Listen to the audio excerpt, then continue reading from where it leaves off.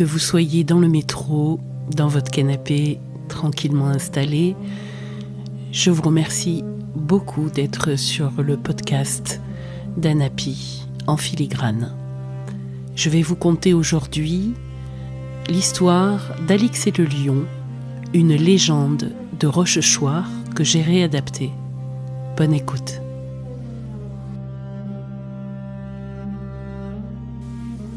Je n'ai pas crié lorsqu'on m'a emmené. Mon silence était préféré aux larmes.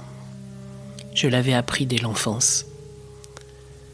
Je marchais, pieds nus, sur la pierre froide, la tête courbée.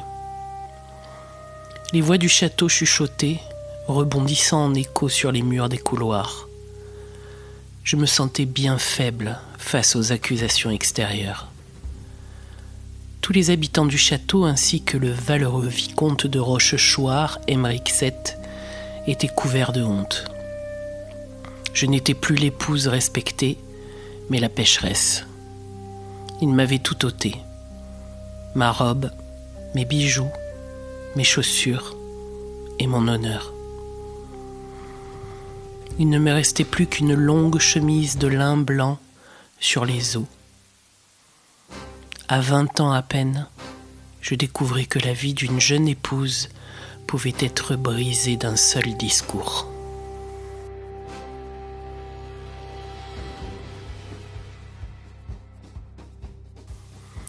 Le vicomte de Rochechouart, revenu des croisades, avait rapporté de l'Est non seulement l'éclat de ses victoires, mais aussi un lion en trophée vivant.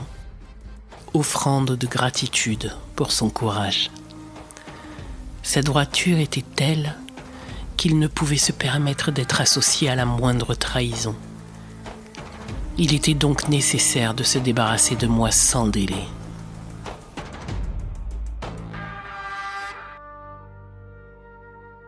Les obligés de mon mari m'avaient jeté à l'intérieur d'une pièce sombre après avoir refermé violemment la porte à clé. J'étais dans la tour du château comme au fond d'un puits.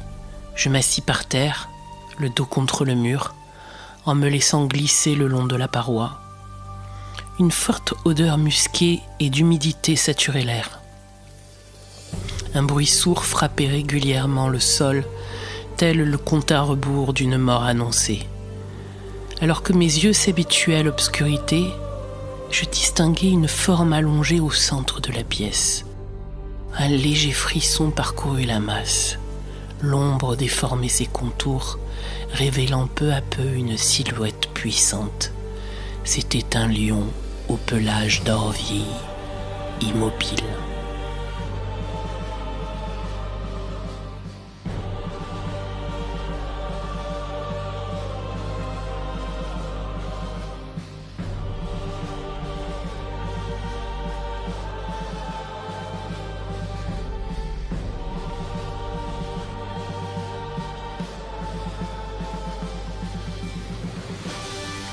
Ce n'était donc pas une légende. Ce lion habitait réellement les murs du château.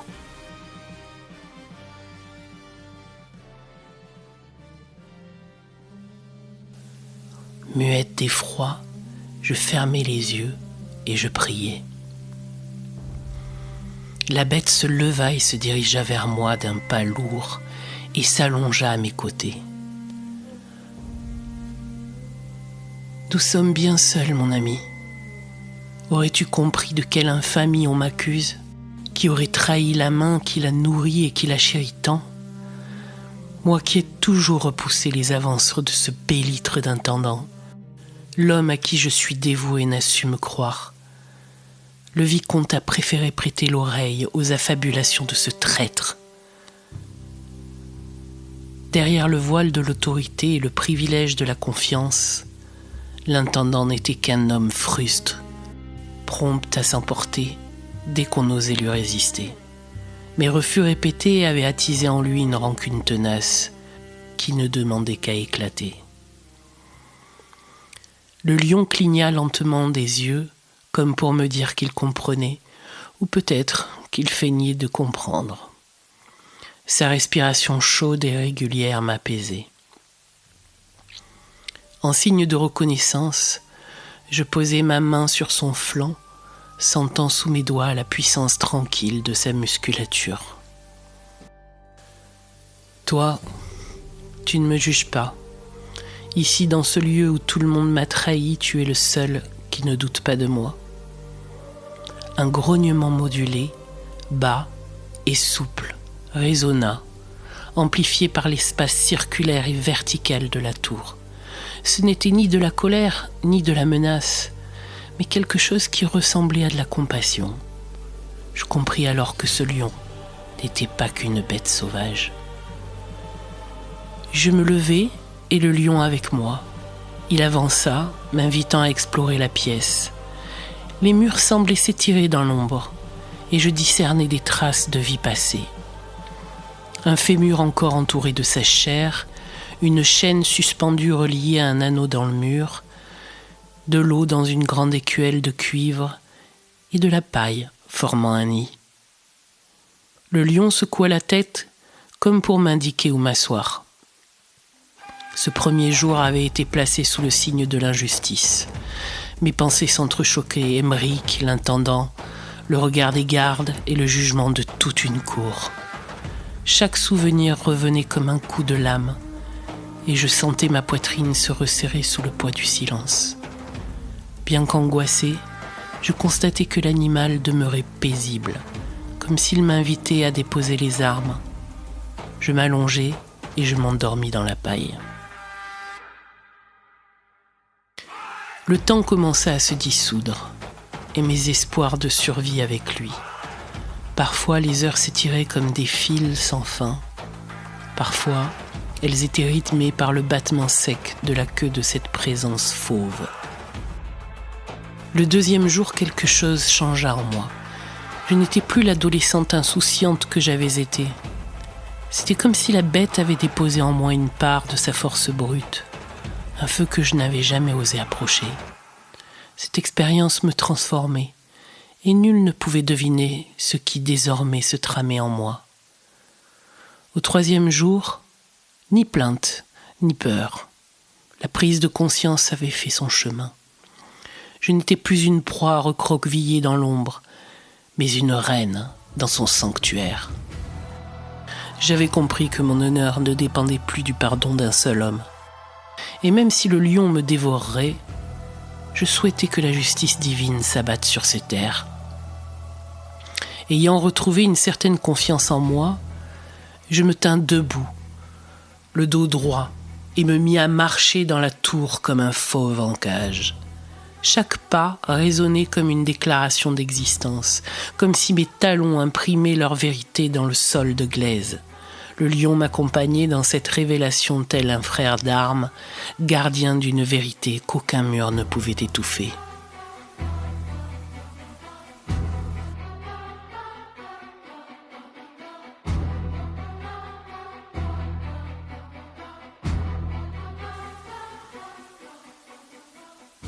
Au soir de ce troisième jour, la porte grinça et s'ouvrit. Je bondis sans attendre. Voilà 3 jours que mes yeux n'avaient connu que l'obscurité. 3 jours que ma peau s'était imprégnée d'humidité. Le lion demeura dans l'ombre, tapi, les yeux d'ambre fixés sur moi. Dans l'ouverture de la porte se tenait Aymeric, mon époux. Son port, fier, restait celui d'un chevalier revenu des croisades. Mais ses yeux, rougis par 3 nuits d'insomnie, trahissaient l'homme accablé. Je m'avançai vers la lumière, le visage fermé. J'étais revenu d'entre les morts, et je savais ce que j'avais à lui dire. Livide, il semblait figé, comme s'il avait devant lui un fantôme. Il pensait trouver ici ma dépouille. « Tu m'as enfermé sans preuve, tu m'as condamné sans procès. Tu as cru les mensonges de ce traître d'intendant plutôt que de croire en ma fidélité. Mais sache-le, je ne suis plus celle que tu as trahie. » Aymeric tomba à genoux, ses mains tremblaient, sa voix déraillée et implorante. « Pardonne-moi, Alix, j'ai douté de toi, j'ai cédé à la colère. Je t'ai perdu pendant 3 jours et chaque instant fut un supplice. » Je le regardai droit dans les yeux, il voulut saisir ma main, mais je la lui retirai doucement. Si tu veux que mon nom reste lié au tien, il faut que justice soit faite. 3 jours dans cette tour face au lion pour celui qui nous a divisés. 3 jours pour que la vérité éclate. Aymeric baissa la tête, incapable de répondre. Autour de nous, les hommes d'armes détournaient les yeux. Je me retournai une dernière fois vers l'intérieur de la tour. Le lion n'avait pas bougé. Ses yeux clignèrent lentement, comme pour appuyer mon départ d'une bénédiction muette. Puis, je franchis le seuil. Je n'étais plus une épouse accusée.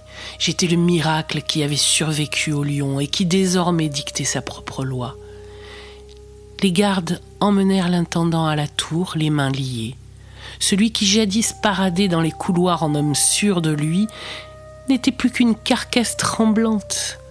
Son verbe haut et son rire gras s'étaient éteints. Il ne restait plus que l'ombre d'un homme qui croyait tenir le château dans sa paume. Ses yeux exprimaient la panique. Cherchant un soutien, il appela le vicomte. « Aymeric, de grâce !» Tournant le dos à celui qui avait bafoué l'honneur de sa mie, le vicomte referma la lourde porte derrière lui avec un bruit de pierres broyées. L'ombre engloutit son corps. Un fracas de cris étouffés, puis le silence reprit sa place. Seuls les murs épais de la tour avaient été témoins de la scène. Dans le couloir, Aymeric, blafard, osa jeter un regard vers moi. Je détournai le mien et déclamai fièrement. Ainsi périt celui qui vécut dans le mensonge. Là où la vérité m'a protégé, sa trahison l'a livré à la mort.